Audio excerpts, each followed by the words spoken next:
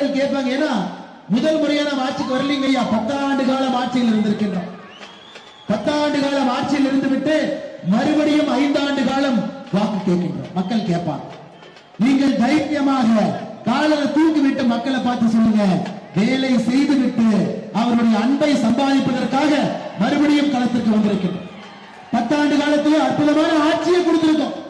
தலை குனிந்து தொண்டர்கள் செல்ல வேண்டாம், தலை நிமிர்ந்து போங்க. திமுகவுடைய தலைவர்களே நெஞ்சு நிமிர்த்தி நடக்கும்போது நமக்கு என்னங்க பிரச்சனை? இவ்வளவு வேலையை செய்துவிட்டு லஞ்ச லாவண்யம் இல்லாத ஆட்சியை கொடுத்து விட்டு 10 ஆண்டு காலமாக அடித்தட்டு மக்களுக்காக வேலை செய்துவிட்டு 20 நாட்கள் நீங்கள் எல்லா வீடுகளுக்கும் சென்று வாக்கு சேகரிக்க வேண்டும். மக்கள் கேட்பாங்க, என்ன செய்வீர்கள் என்று கேட்டால், உங்க பாட்டுக்கு ஒரு நாள் முழுசா உட்கார்ந்து பேசாதீங்க. ஏன்னா பாரதிய ஜனதா கட்சி ஒரு நாள் முழுசா உட்கார்ந்து பேசலாம். இவ்வளவு செய்திருக்கின்றோம், அவ்வளவு செய்திருக்கின்றோம் என்று ஒரு வாக்காளரிடம் ஒரு நாள் பேசலாம். நான் உங்களிடம் வைக்கக்கூடிய அன்பான வேண்டுகோள், 10 விஷயத்தை சொல்லுங்க. 10 ஆண்டுகள் ஆட்சியில் இருந்திருக்கின்றோம், 10 விஷயத்தை சொல்லுங்க. 10 விஷயங்கள் செய்திருக்கின்றோம். முதல் விஷயம் ஐயா, யாராக இருந்தால் எல்லா வேலையும் செய்யறவங்க இங்க இருக்கிறோம். திருவோரத்திலே கடினமாக வேலை செய்யக்கூடிய சகோதர சகோதரி இங்க இருக்கிறாங்க. தொழில் நடத்துறவங்க இருக்கிறாங்க, தினமும் வேலைக்கு போறவங்க இருக்கிறாங்க, ஐடி கம்பெனியில வேலை பார்க்கிறவங்க இருக்கிறாங்க இல்லைங்களா, ஆட்டோ டிரைவர் என்ன இருக்கிறாங்க, கடை வைத்து நடத்தக்கூடிய அன்பு சகோதர சகோதரிகள் இங்க இருக்கிறாங்க. எல்லோரும் கலந்து இருக்கக்கூடிய கலவையாக இருக்கின்றோம். எல்லோருக்குமே பொருளாதாரம் முக்கியம் ஐயா. அரசியல் வசனம் பேசலாம். இங்க திமுக காரங்க வந்து வடக்கு தெற்கு ஹிந்தி சமஸ்கிருதம் இந்த 1960 பிஞ்சு மூலம் செயற்படுத்தி மறுபடியும் போட்டுக்கிட்டு வந்து அதையே பேசிக் கொண்டிருக்கிறார் ஐயா. முதல் விஷயம் நாம் பேச வேண்டியது பொருளாதாரம். இந்த நாட்டை பொருளாதாரத்திலே உயர்த்தி இருக்கின்றோம். நம்ம ஆட்சிக்கு வரும் பொழுது 11வது இடத்துல பொருளாதாரத்தில் இந்தியா இருந்தது உலக நாடுகள். இன்னைக்கு 5வது இடத்துக்கு கொண்டு வந்திருக்கின்றோம். 6 படிக்கட்டுகள் சாதாரணமான விஷயம் இல்லைங்க. 10 ஆண்டுகள்ல நம்முடைய கடுமையான உழைப்பு உலகத்தினுடைய 5வது பெரிய பொருளாதார நாடா மாற்றி நம்முடைய சாதனை 1. திமுகவுடைய சாதனை 1 சொல்றேங்க ஐயா, அதை நீங்க சொல்லுங்க. திமுகவுடைய சாதனை என்னன்னா, கடன்கார மாநிலமாக தமிழ்நாட்டை மாற்றியது முதல் சாதனை.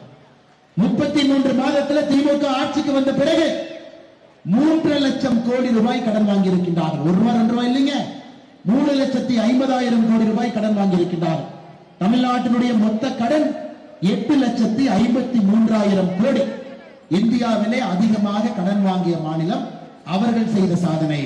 நம்முடைய சாதனை 11வது இடத்துல பொருளாதாரத்திலிருந்து 5வது இடத்துக்கு உயர்த்தி இருப்பது நம்முடைய சாதனை ஐயா. 2வது, எனக்கு எல்லாரும் புரிஞ்சுக்கணுங்க ஐயா, ஒரு மனிதனுக்கு பொருளாதாரம் எந்த அளவுக்கு முக்கியமோ நிம்மதியா தூங்கணும். சென்னைக்குள்ளே நடந்து சென்றால் எந்த வெடிகுண்டும் இங்க போட்டக்கூடாது, அந்த அளவுக்கு தைரியம் இருக்கு நமக்கு. என் நாடு பாதுகாப்பிலே உறுதியாக இருக்கு. இந்த நாட்டினுடைய உள்பகுதி முழுவதுமே மோடியை நல்லா பாத்துக்கிறாங்க.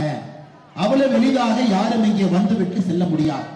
காங்கிரசினுடைய 10 ஆண்டு கால ஆட்சியை பாருங்க, எங்கே பார்த்தாலும் குண்டுவெடிப்பு, ட்ரெயின்ல குண்டுவெடிப்பு, தீபாவளி அன்னைக்கு ஷாப்பிங் போறாங்க அங்க குண்டுவெடிப்பு, எல்லா இடத்திலும் குண்டுவெடிப்பு காங்கிரசினுடைய ஆட்சியில் நடக்கும்.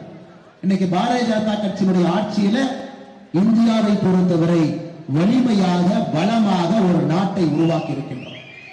இதே திமுக ஆட்சியில் சட்டம் ஒழுங்கு பாருங்க. இதுக்கு முன்னாடி மீட்டிங்ல ஒரு அண்ணன், இதுக்கு முன்னாடி ஒரு மீட்டிங்ல ஒரு அண்ணன் ஹெல்மெட் போட்டு வந்தார். நான் கேட்டேன், ஏங்க நான் ஹெல்மெட் போட்டு வரேன். ஆனா திமுக ஆட்சியில எந்த ரவுடி எப்ப வந்து வெட்டுவான்னு தெரியாத ஹெல்மெட் போட்டு வெளியே வர்றாங்க. திமுகவுடைய 33 மாத காலம் சட்ட ஒழுங்கையும் பெண்கள் இவ்வளவு பேர் இருக்கிறீங்க. திமுகவுடைய ஆட்சியில சகோதரிகள் தாய்மார்கள் சொல்லுங்க, தைரியமா நீங்க ரோட்ல நடந்து போவீங்களா? சட்டம் ஒழுங்கு சந்தி சிரித்துக் கொண்டிருக்கிறது திராவிட முன்னேற்ற கழகத்தினுடைய ஆட்சி. நம் ஆட்சியில இந்தியாவுடைய பாதுகாப்பை உறுதி செய்திருக்கின்றோம் சகோதரர். சமநீதி சமூக நீதி. இன்னைக்கு கோயம்புத்தூர்ல அக்கா கனிமொழி அவர்கள் எனக்கு எதிராக வீதி வீதியா கத்திக்கிட்டு இருக்கிறாங்க. கனிமொழி அக்கா என்ன கத்திக்கிட்டு இருக்காங்கன்னா, அண்ணாமலை கோட்டா சிஸ்டத்துக்கு எதிரானவன், அண்ணாமலை கோட்டா சிஸ்டத்துக்கு எதிரானவன் வீதி வீதியா கத்திக்கிட்டு இருக்காங்க. ஆமா, அண்ணாமலை அரசியல் கோட்டா சிஸ்டத்திற்கு எதிரானவன் எப்பொழுதும், அதில் எந்த மாற்று கருத்தும் இல்லை. இன்னைக்கு இந்த தொகுதியினுடைய எம்பி எடுத்துக்க, கலாநிதி வீராசாமி அவர்கள் இந்த தொகுதியினுடைய எம்பி. எப்படிங்க எம்பி ஆனாரு?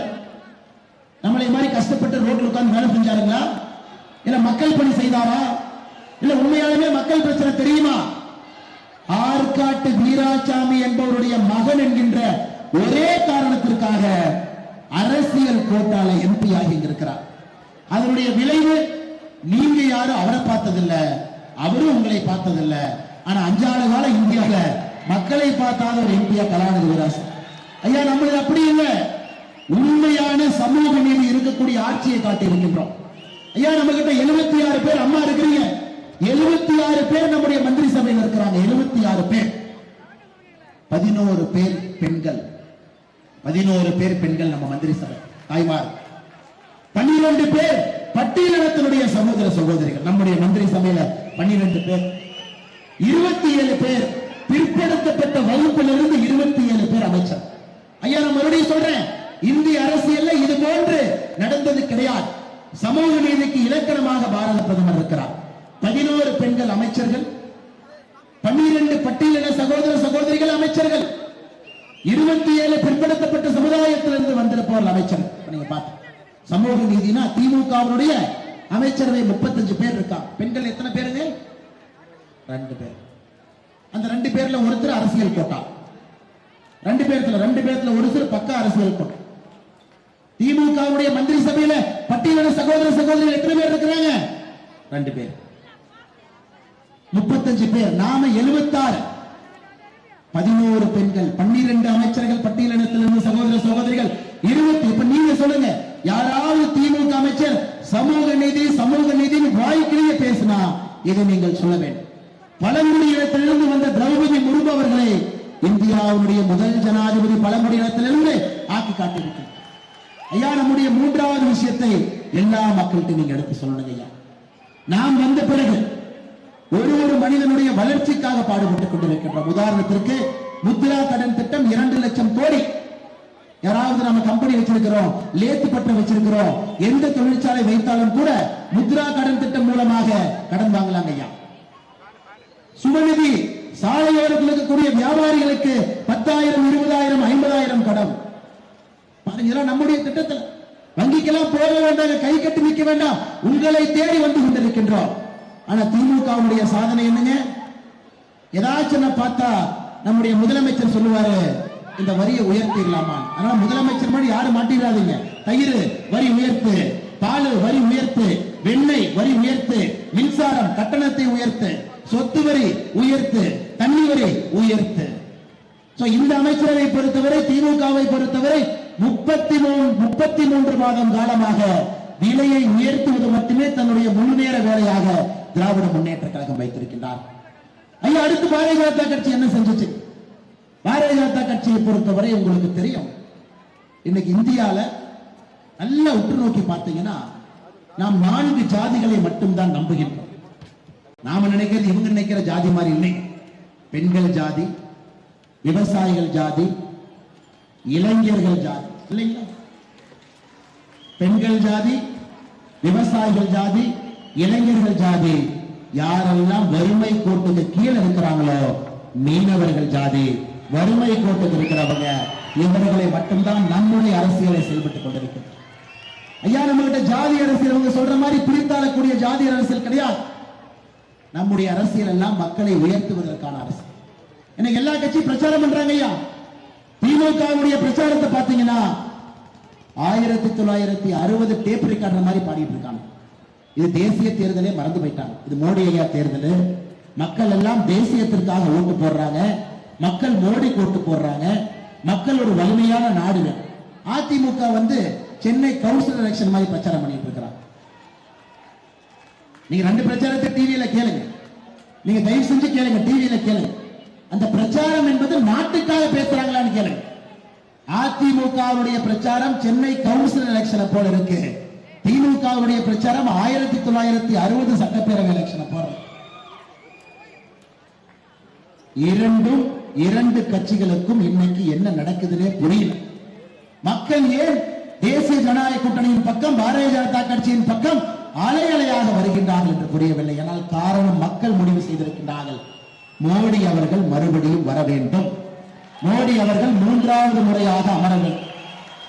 அதில் இன்னைக்கு அனைத்து இந்திய அண்ணா திராவிட திமுக சொல்றாங்க எதுக்கு உங்களுக்கு ஓட்டு போடணும்? அதிமுக சொல்றாங்க மேல நாங்க வரமாட்டோம், ஆனா மேல வர்றவங்களை வலியுறுத்துறதுக்காக ஓட்டு போடும். அப்படின்னு சும்மா தக்காளி தொக்கா அவரு பால் கனகராஜன தக்காளி தொக்கா. அனைத்து இந்திய அண்ணா திராவிட முன்னேற்ற கழகம் சொல்லுகின்றார்கள் நாங்க மேல ஆட்சிக்கு வரமாட்டோம், மேல யாராச்சும் வந்தாங்கன்னா நாங்க போய் அப்படி நைஸா வலியுறுத்திட்டு வருவோம் அப்படின்னு. ஐயா வலியுறுத்துவதற்குத்தான் பால் கனகராஜ் அவர்கள் இங்கே இருக்கின்றார். வேலையை செய்வதற்குத்தான் பால் கனகராஜ் அவர்கள் இங்கே இருக்கின்றார். சென்னை மக்கள் இன்னொரு மழை வெள்ளத்தில் சிங்கிங் சென்னையாக மாறக்கூடாது என்பதற்காகத்தான் பால் கனகராஜ் அவர்கள் இந்த களம் இறங்கியிருக்கிறார். சகோதர சகோதரிகளே, நீங்கள் நன்றாக உணர்ந்து கொள்ள வேண்டும், இது ஒரு தேசிய தேர்தல், நாட்டுக்கான தேர்தல். எம்பியினுடைய வேலை முற்றிலும் வேறு. மேலே மோடி அவர்கள் வருகின்றார்கள் என்று தெரிந்த பிறகு கீழே மோடி அவர்களுடைய அன்பு தம்பி பால் கனகராஜ் அவர்கள் தான் தாமரை சின்னத்திலே நீங்கள் தேர்ந்தெடுத்து அவரை இங்கே வர வைக்க வேண்டும். ஒருவேளை கலாநிதி வீராசாமி வந்தா என்ன சொல்லுவாரு? ஒரு வேலைன்னு போய் கேட்டா என்ன சொல்லுவாரு? மேல மோடி இருக்காரு, எனக்கு மோடியை தெரியாது, அதனால நான் என்ன செய்வேன். ஆனா இவருக்கு மோடியை தெரியும், மோடிக்கு இவரை தெரியும். மோடி அவர்களுக்கு பால் கனகராஜை தெரியும், பால் கனகராஜ் அவர்களுக்கு மோடியை தெரியும். அதனால் சகோதர சகோதரிகளே, இந்த முறை அந்த தவறை செய்யக்கூடாது. இது தேசிய தேர்தல், மோடி அவர்களுக்கான தேர்தல், நாடு எப்படி இருக்க வேண்டும் என்பதற்காக தேர்தல். அதனால் பால் கனகராஜ் அவர்களுக்கு நாம் வாய்ப்பு கொடுக்கணும். ஐயா, இன்னைக்கு நம்முடைய கலாநிதி வீராசாமி அவர்கள் தேர்தல் நேரத்தில் தன்னுடைய சொத்து பட்டியலை வெளியிட்டிருக்கார். நாமினேஷன்ல பெரிய கலாட்டா பண்ணி நாமினேஷன் ஆச்சு.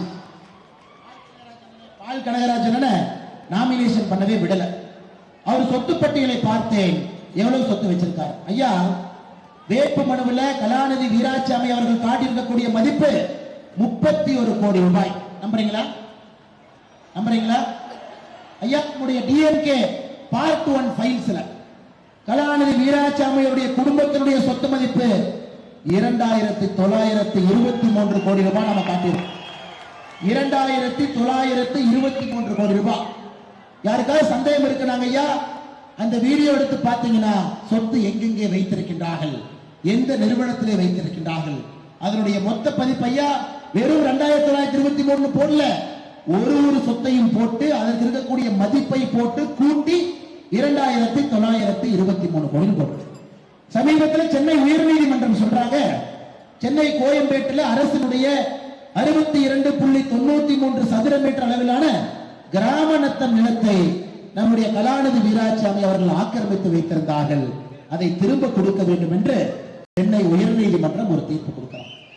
ஆனால் நீங்கள் நன்றாக புரிந்து கொள்ள வேண்டும், ஆற்காட்டு வீராசாமி அவருடைய மகன் என்கின்ற ஒரே ஒரு ஐடென்டிட்டி ஐயா, அதை தவிர மக்களுக்கு பணி செய்யக்கூடிய எந்த ஒரு எண்ணமும் இல்லாமல் இந்த தொகுதியில மறுபடியும் கலாநிதி வீராசாமி அவங்க வேட்பாளராக போட்டி போடுறாங்க. அண்ணன் துரைமுருகன் அவர் பையன், உங்களுக்கு தெரியுமா? துரைமுருகன் என்ன பையன் இருக்கிறார். கதிரானந்த் அவர்கள் சொல்றாங்க, வேலூர்ல திடீர்னு நம்முடைய சகோதரிகள்லாம் மினுக்கு இருக்கிறாங்க. என்ன யாரும் அடிக்க வந்துடாதீங்க, அவர் சொன்னதை நான் சொல்றேன், எனக்கு கோபம் தான், ஆனா சொன்னது உங்களுக்கு தெரியணுங்கிறதுக்காக சொல்றேன். கதிரானந்த் அவர்கள் மேடையில் சொல்றாங்க, திமுகவினுடைய ஒரு தேர்தல் இருக்கக்கூடிய வேட்பாளர் நம்முடைய சகோதரிகள் தாய்மார்கள்லாம் திடீர்னு மினுக்கு இருக்கிறாங்க.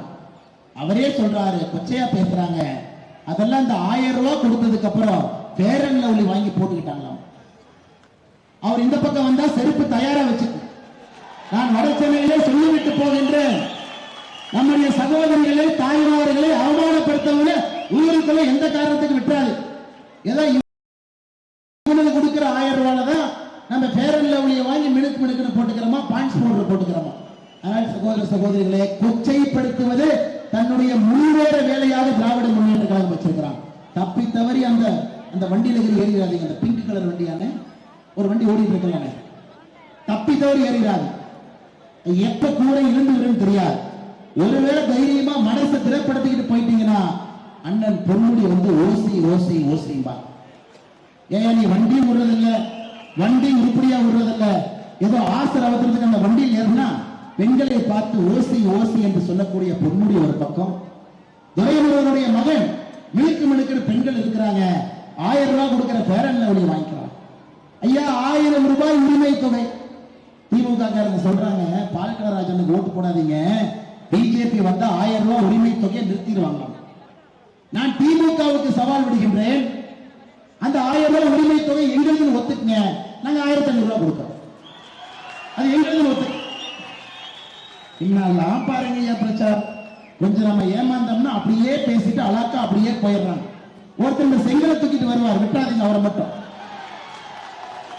ஒரு செங்கலை தூக்கிட்டு ஒரு பையன் பின்னாடியே வருவார். அப்பா பேசுற பொய்யே தாங்க முடியல, தாத்தா பேசின பொய்யும் தப்பிச்சு அப்பா பேசின பொய். இன்னைக்கு பேரன் கிளம்பி இருக்கிறான், அப்பா தாத்தாவோட என் பொய்ய கேளுங்க. சகோதர சகோதரிகளே, வெறும் பொய்யை மட்டும் பேசுவதற்கா இன்னைக்கு திமுக சொல்லக்கூடியது என்னன்னா, ஐயா மத்திய அரசு எங்களை வஞ்சிக்கிறாங்க. திமுக சொல்வது அடிக்கடி மோடி ஐயா தமிழ்நாட்டுக்கு பணமே கொடுக்க மாட்டாங்க. திமுக சொல்வது மோடி ஐயா தமிழ்நாட்டுக்கு பணமே கொடுக்க மாட்டாங்க. இந்த அக்கா மோடி ஐயா தமிழ்நாட்டுக்கு பணமே கொடுக்க மாட்டாங்க, நாங்க 100 ரூபாய் கொடுத்தா 28 ரூபாய் கொடுக்கிறாங்க. கேட்டீங்களா? சொன்னாங்களா ஐயா? சரி ஐயா, கோபாலபுரத்திற்கு பணம் கொடுத்தா தான் நம்ம பணம் கொடுத்தா கணக்கு எழுதுவாங்களாமா.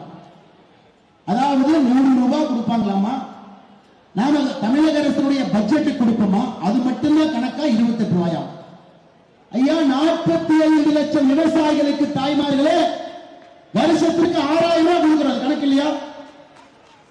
அந்த 45 லட்சம் விவசாயிகளுக்கு பிரதமருடைய விவசாய கௌரவ நிதியில இதுவரை 30,000 ரூபாய் வங்கி கணக்குக்கு வந்திருக்கு. 30,000 ரூபாய். இவன் 1 ரூபாய் கொடுத்துட்டு 1000 ரூபாய் கொடுத்துட்டு போடுற சீல் இருக்குதுங்களா பாருங்க. 30,000 ரூபாய் 45 லட்சம் பேருக்கு நம்ம கொடுத்துருக்கிறோம் ஐயா. சத்தமே இல்ல. அது கணக்குல வராதாமா. ஏன் கணக்குல வராதுன்னா, அது மோடி ஐயா நேர அக்கௌண்ட்ல போட்டாரு, நான் கமிஷன் அடிக்க முடியல, அது 28 ரூபாய் கணக்குல வராது. இன்னைக்கு பெண்கள் நீங்கள் நின்று கொண்டிருக்கின்றீர்கள். இன்னைக்கு மோடி ஐயா சிலிண்டர் 400 ரூபாய் மானியம், மோடி ஐயா சிலிண்டர் இல்ல தனி சிலிண்டர் 300 ரூபாய் மானியம். தமிழகத்திலே 40 லட்சம் பேருக்கு வரும். அது கணக்கு இல்லையாமா. கோபாலபுரத்து மூலமா கொடுத்தா தான் கணக்கு. சுவநிதி சாலையோர பெரியவர்கள் யாரெல்லாம் வியாபாரம் செய்யக்கூடிய பெரியவர்கள் தாய்மார்களுக்கு 10,000 20,000 ரூபாய் சுவநிதி மூலமாக பணம் கொடுக்கும். முத்ரா கடன் திட்டம் 2 லட்சம் கோடி ரூபாய் கொடுத்திருக்கின்றோம். அதெல்லாம் இது பரோட்டா, அந்த சூரியன் பரோட்டா சாப்பிடுவார், அதெல்லாம் இல்ல. அழுகி முதல்ல இருந்து பரோட்டா கணக்கு எழுது அப்படிங்கிற மாதிரி. நாம் நேரடியாக வங்கி கணக்குக்கு பணத்தை கொடுத்தால் அது கணக்கு இல்லையாமா. இந்த கோபாலபுரத்தை கொடுத்து பத்தி எதுக்கே கொடுக்கணும்? கமிஷன் அடிக்கவா? இவன் கமிஷன் அடிக்கவா? சகோதர சகோதரிகளை தெளிவா புரிஞ்சுக்கணுங்க. திராவிட முன்னேற்ற கழகம் இந்த தேர்தலிலே வைக்கக்கூடிய ஒரு விஷயமும் போய் வட இந்தியாவுக்கு போங்க. வட இந்தியாக்காரனை திட்டுறான், நண்பர்கள் அங்க இருக்கிறான். என்ன சொல்றாங்க? என்னப்பா நீ எப்ப பார்த்தாலும் மோடியை கொண்டு தமிழ்நாட்டிலே வச்சுக்கிற, எங்க ஊர் பக்கம் விடுப்பான், எப்ப பார்த்தாலும் இந்தியா இருக்கிறார். காசி தமிழ் சங்கம் உங்க ஊருக்கு நடத்துறாரு, எங்க ஊருக்கு நடத்த மாட்டார். சௌராஷ்டிரா தமிழ் சங்கம் உங்க ஊருக்கு நடத்துறாரு, எங்க ஊருக்கு நடத்தல. வட இந்தியாவுடைய நண்பர்களை திட்டுறான். ராமேஸ்வரம் கோயிலுக்கு வர்றாரு, அடிக்கடி இங்கே வர்றாரு, தமிழ் தான் கத்துக்க முடியலன்னு வருத்தப்படுறாரு, மேடையிலே கண்கலங்கிறாரு, உலகத்தினுடைய தொன்மையான மொழி தமிழ் மொழிங்கிறார். இன்னைக்கு வட இந்தியாவில் இருக்கக்கூடிய சகோதர சகோதரிகள் சொல்லுகின்றார்கள், மோடி அவர்களை நீங்க தமிழ்நாட்டுக்காரனா ஆக்கிக்கீங்க, அங்கேயே வச்சு. அந்த அளவுக்கு நம்முடைய தமிழ்நாட்டின் கலாச்சாரத்தின் மீது, மொழியின் மீதும் மக்களின் மீதும் அன்பு செலுத்தக்கூடிய மோடியை பார்த்து தமிழ்நாட்டை புறக்கணிக்கின்றார்கள் என்று திராவிட முன்னேற்ற கழகம் சொல்றாங்க. நீங்க நம்புறீங்களா ஐயா? ஐயா சத்தியமா சொல்லட்டுமா, உண்மை சொல்லட்டுங்களா? தமிழ்நாட்டு மக்கள் ஸ்டாலினை பார்த்ததை விட மோடி அதிகமா பார்த்திருக்கிறாங்க. இவரு ஸ்டாலின் ஐயா மேக்கப்பை போட்டு சைக்கிள் எடுத்து அதை ஓட்டி போறதுக்குள்ள மோடி ஐயா 3 முறை வந்து மக்களை பார்த்து டெல்லி போயிடுறான். ஆனால் இன்றைக்கு நம்முடைய தமிழ்நாட்டு மக்களுக்கு நான் சொல்லுகின்றேன், சகோதர சகோதரிகளே, நீங்களே உண்மையை பாருங்க. நீங்கள் முதலமைச்சர் ஸ்டாலின் அவர்களை தமிழ்நாட்டிலே பார்த்ததை விட மோடி அவர்களை தமிழகத்திலே அதிகமாக பார்த்திருக்கின்றீர்கள். அதுதான் மோடி அவர்கள் நம்முடைய மக்களுக்கும் நம்முடைய மண்ணிற்கும் நம்முடைய கலாச்சாரத்திற்கும் பாடுபடுகின்றார்கள் என்கின்ற உண்மை. அதனால் உங்களிடம் வைக்கக்கூடிய ஒரே ஒரு வேண்டுகோள், இந்த சரித்திர வாய்ப்பை நாம் தவறவிடக் கூடாதுங்க. சரித்திர வாய்ப்பு, மறுபடியும் இந்த வாய்ப்பு வராது. மறுபடியும் மோடி இருக்கணும், இங்க திமுக இருக்கணும். நம்முடைய நல்லாட்சி இருக்கணும், இங்கே மோசமான ஆட்சி இருக்கணும். மறுபடியும் அண்ணன் பால் கடராஜ் வேட்பாளராக இருக்கணும். இந்த சூழல் அமைஞ்சு வரும். இந்த இந்தி கூட்டணி ஒண்ணு கிளம்பி வந்திருக்குங்க ஐயா. இந்தி கூட்டணி பாத்தீங்கன்னா சமீபத்தில் நம்முடைய பாரதிய ஜனதா கட்சி ஒரு வீடியோ போட்டோம், நீங்களா பாத்தீங்களான்னு தெரியல. ராகுல் காந்தி உட்கார்ந்திருப்பாரு, ராகுல் காந்திக்கு பின்னாடி எல்லாம் உட்கார்ந்திருப்பாங்க. இந்த வீடியோ பாத்தீங்களா? ஒரு பொண்ணு வீட்டுக்கு மாப்பிள்ளை கூட்டிட்டு போறாங்க. பொண்ணு உட்கார்ந்துருக்கு. பொண்ணோட அப்பா கேட்கிறாங்க, இத்தனை பேர் வந்திருக்கிறீங்களேங்க, வெக்கமா இல்லையா? மாப்பிள்ளை ஒருத்தர் யாருன்னு சொல்லுங்க.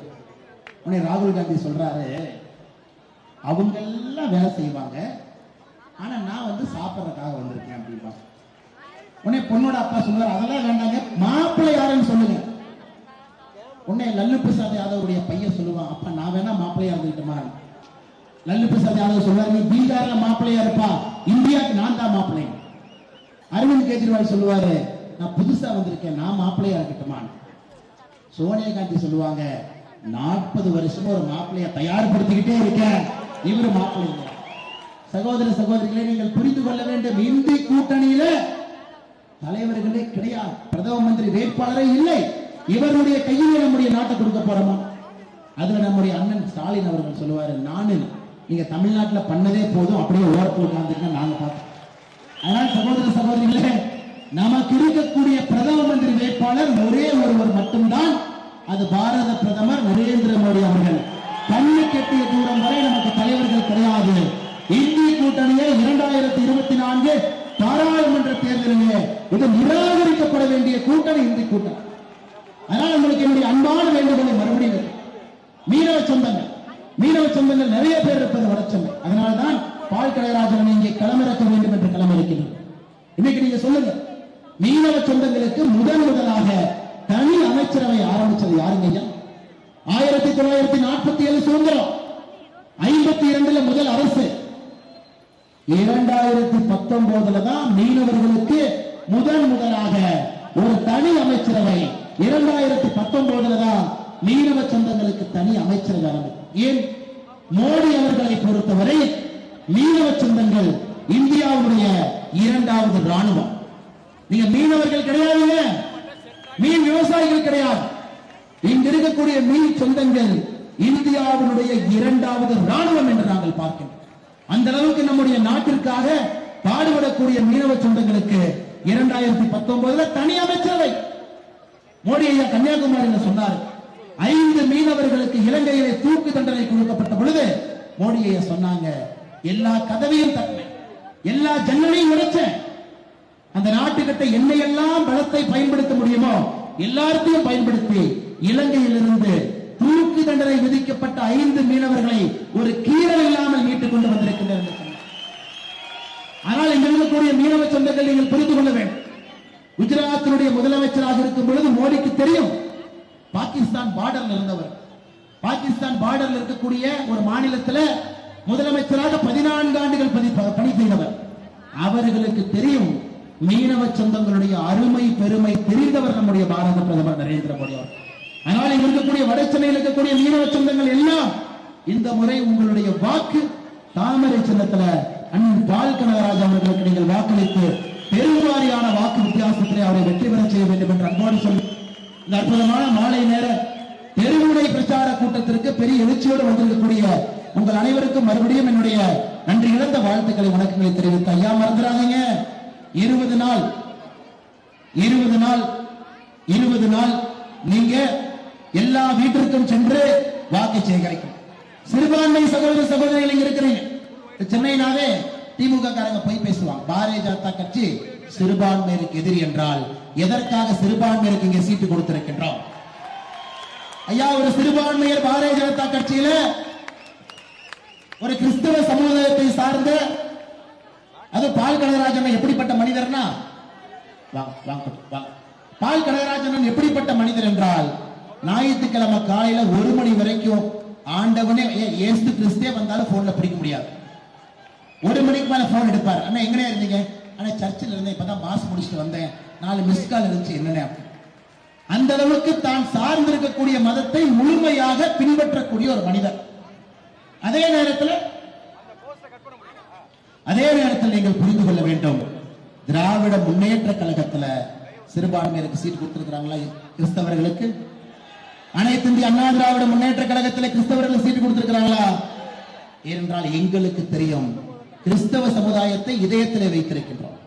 இந்த முறை கிறிஸ்துமஸ் விழா பாரத பிரதமருடைய வீட்டில் கிறிஸ்துமஸ் விழா நடந்துச்சு, பாத்தீங்களா? பாரத பிரதமருடைய வீட்டு. அதனால் இங்க இருக்கக்கூடிய சிறுபான்மை சொந்தங்களே, உங்களுக்கு உண்மையான நிஜ பாதுகாப்புனா அது இன்னைக்கு பாரதிய ஜனதா கட்சி. அதனால்தான் மோடி அவர்கள் எங்கே சென்றாலும் கூட இஸ்லாமிய நாடுகள் விருதாக கொடுக்கிறாங்க. 19 விருதுகள் வாங்கியிருக்கிறாங்க. உலக நாடுகளுடைய தலைமை விருதுகள், அதிலே 8 விருதுகள் உலகத்தில் இருக்கக்கூடிய இஸ்லாமிய நாடுகள் தன்னுடைய உயர்ந்தபட்ச விருதை பாரத பிரதமர் கொடுத்தார். அவங்களுக்கு தெரியாது, திமுக காரணம் தெரியும். அதனால் சகோதர சகோதரிகளே, பால் கனகராஜ் அவர்கள் எல்லா விதத்திலும் உங்களுக்கு பொருத்தமான அற்புதமான ஒரு பாராளுமன்ற உறுப்பினராக நீங்கள் அவரை பெற்றுக்கொள்ள வேண்டும், வாக்களிக்க வேண்டும், பெருவாரியான வாக்கு வித்தியாசத்திலே அவரை வெற்றி பெற செய்ய வேண்டும். மோடி அவர்கள் 400ல பால் கனகராஜும் ஒருவர். ஆண்டவன் ஆசீர்வதித்தால் மோடி அவர்கள் 76லும் ஒருவராக இருப்பதற்கான முழு தகுதி இருக்கக்கூடிய பால் கனகராஜ் அவர்கள். இங்க வந்திருக்கக்கூடிய எல்லா அன்பு சொந்தங்களுக்கும் நன்றி இழந்த வாழ்த்துக்களை வணக்கங்களை தெரிவித்து மிக பொறுமையாக நின்று கொண்டிருக்கின்றீர்கள்.